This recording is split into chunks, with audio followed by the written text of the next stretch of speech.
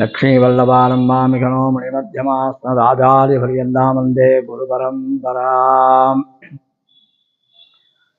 இந்த மார்கழி திங்கள் மதி நிறைந்த நன்னாளாம் அப்படின்னு ஆண்டாள் நாச்சியார் திருவாய் மலர்ந்தொழியது 30 பாடல்களை, தமிழ் பாடல்களை கொண்டது. அது ஆண்டாள் நாச்சியார் திருவாய் மலர்ந்தருளியது. இந்த மார்கழி மாதத்தில் ஏன் கோலம் போட்டு விளக்கேற்றணும்? அது விடிகாத்தால் 4:30லேருந்து 6 மணிக்குள்ளே அதை செய்யணும். அந்த மாதிரி செஞ்சு அந்த 6 மணிக்குள்ளே கோவில், அதே மாதிரி 4:30 மணிக்கு வந்து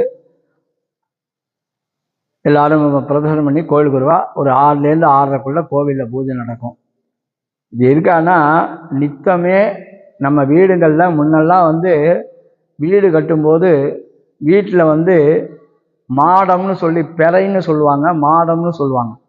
அது 2 பக்கமும் வச்சுருப்பாங்க, 2 விளக்கு வைக்கிறதுக்கு. இப்போ நாமெல்லாம் என்ன நினைக்கிறோம் அப்படின்னு சொன்னால், குளிக்காத விளக்கேற்றக்கூடாது அப்படின்னு சொல்லிட்டு குளிச்சுட்டு விளக்கேற்றுவோம் அப்படின்னு சொல்லி முதல்ல சமையலெல்லாம் பண்ணி அதுக்கப்புறம் அவசர அவசரமாக குளிச்சுட்டு ஆஃபீஸுக்கு போகிறோம். ஆஃபீஸ் போகிறதுல இந்த விளக்கேற்றுறதையே மறந்துடுறோம். நித்தியப்படியே வீட்டில் விளக்கேற்றுறது ரொம்ப அரிதினும் அரிதாக இருக்கிறது. பல வீடுகளில் பார்க்குறேன், நித்தம் ஏற்ற முடியல, ஒரு வெள்ளிக்கிழமை சனிக்கிழமை அப்படி ஏற்றிக்கிறோம் அப்படிங்கிறாங்க. ஆனால் நாம் வீட்டில் கண்டிப்பாக நல்லெண்ணெய் விளக்கு தான் ஏற்றணும். இந்த பஞ்சதீப எண்ணெயெல்லாம் ஏற்றக்கூடாது.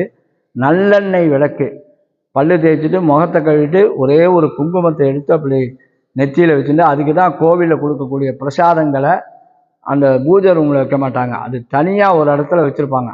விபூதியாக இருக்கட்டும், குங்குமமாக இருக்கட்டும், ஹால்லையே ஒரு இடத்துல போட்டு வச்சுருப்பாங்க. ஏன்னா ஒரு குழந்தைக்கு ராத்திரி திடீர்னு ஏதோ உடம்பு சரியில்லை அப்படின்னு சொன்னால் சுவாமி ரூமில் போய் அந்த குங்குமத்தையோ பிரசாதத்தையோ எடுக்கிறதுக்கு ஒரு அச்சம் ஏற்படும்.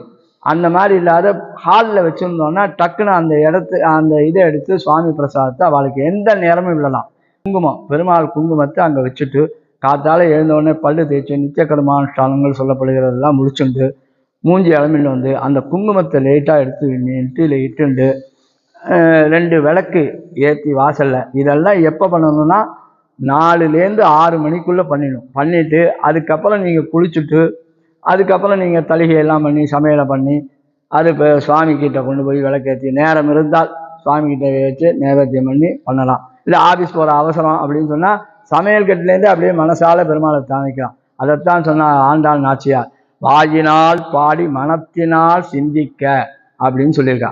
வாயினால் அவருடைய நாமத்தை சொல்லுவோம், முடியாதப்போ அந்த சமயக்கட்டிலேருந்து மானசீகமாக நினச்சி அவருக்கு அந்த பிரசாதங்களை கொடுப்போம் அப்படின்னு ஆண்டாள் நாச்சியார் சொல்ல. இதனால தான் நான் அப்படி முடியாத பட்சத்தில் இந்த ஒரு மார்கழி மாதமாவது வெடிகாத்தால் 4 மணிக்கெல்லாம் எழுந்து இந்த காரியத்தை செய்யணும். நித்தியமே நீங்கள் இந்த மாதிரி விளக்கேற்றுறது நம்ம ஆற்றுல லக்ஷ்மி கடாத்தை கொடுக்கக்கூடியது. மங்களானி பவந்து.